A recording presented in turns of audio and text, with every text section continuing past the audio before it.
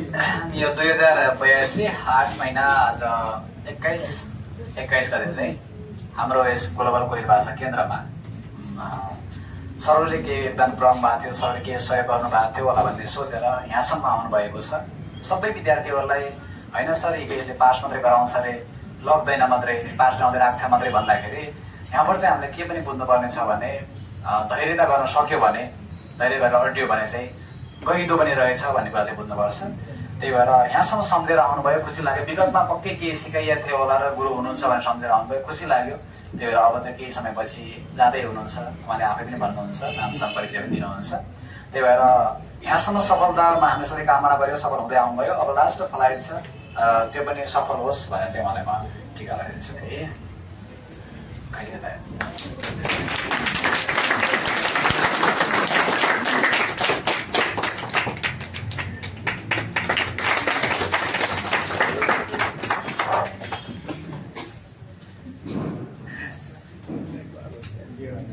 यो दोसल्ला लगानी तपाईँ पालो पनि आउँछ हेर्नुहोस्।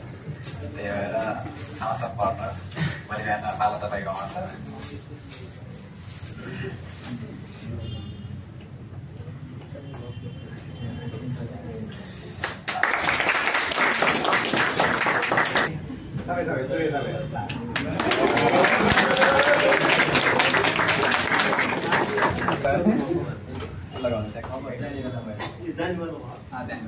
हजुर जाने ल सबैजनालाई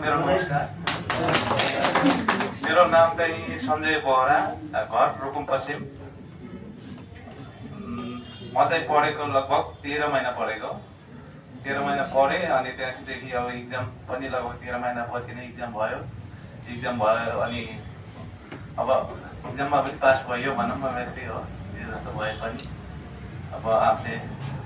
तर वेटिङ गर्दा चाहिँ सबैलाई त्यस्तै लाग्छ, 1 वर्ष जति वेटिङ भयो इस्यु हुनलाई। 1 वर्ष 13 महिना पढ्ने, त्यही भएर वेटिङ गर्दा चाहिँ अलिकति नरमाइलो चाहिँ लाग्छ। तर भइसकेपछि चाहिँ अलिकति केही न केही गइँदो रहेछ भन्ने चाहिँ फिल चाहिँ भयो। अरू चाहिँ अब त्यस्तै हो, वेटिङ चाहिँ गर्नै पर्दो रहेछ भन्ने हो। अरू त खासै त्यस्तो केही छैन। अब मिहिनेत गरी पढ्नु होला, पढ्ने विद्यार्थी अब सबैले अब म गर्छु नै भनेर पढ्नुभएको हुन्छ। त्यही भएर त्यही हो, सल्लाह सुझाव त्यस्तै हो।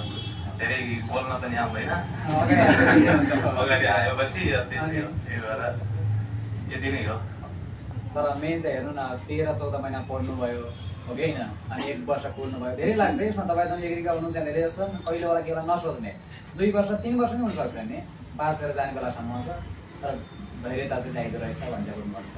सँगै साथीहरू हुनुहुन्छ, उहाँहरूको के छ आयो भन्ने भइसक्यो हो कि गर्नु भएको छ, राम्रोसँग पढ्नुहोस्, पढेको हुन्छ नि।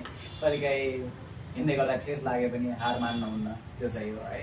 भइन्छ सँगै साथीहरू कोही जाने हुन्छ, कोही अलि पछि हुनुहुन्छ, त्यो चाहिँ हो। त्यही हो मेरो पनि। अब त्यही सरले जो भन्दा त्यही सर अगाडि आएर बोल्न आउँदैन।